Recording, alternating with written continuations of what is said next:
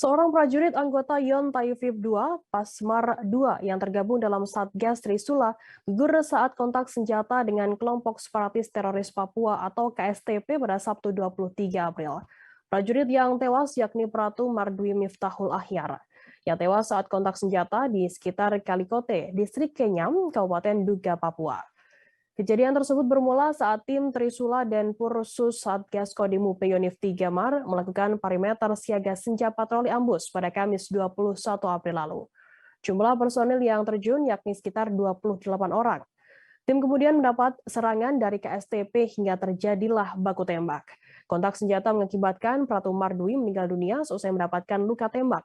Sementara satu prajurit lainnya yakni Mayor Marlili Cahyanto dari Danden Pursus Satgas Kodim UP Yonif 3 Mar terluka akibat peluru yang rekoset. Dari rilis yang didapat dari Dinas Penerangan Angkatan Laut, lokasi kontak tembak merupakan daerah blind spot dan cuaca hujan.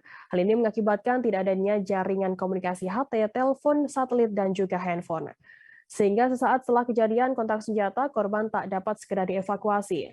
Akhirnya tim Trisula dan Pursus Satgas Kodim UP Yonif 3 Mar melakukan perkuatan medan hingga pada 23 April pada pukul 6 pagi. Pada Sabtu 23 April, Serda Mardino dari tim Trisula melaporkan telah terjadi kontak tembak dengan KSTP di sekitar Kalikote. Dalam laporan, seorang prajurit meninggal dunia dan satu lainnya juga terluka. Sekitar pukul 6:38 waktu Indonesia Timur, 21 personil yang dipimpin oleh Mayor Mar Iskandar Muda Tanjung berangkat dari pos Kotis dengan menggunakan 2 truk dan 1 Kia.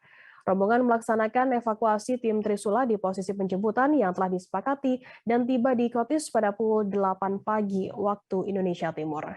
Terima kasih sudah nonton. Jangan lupa like, subscribe, dan share ya.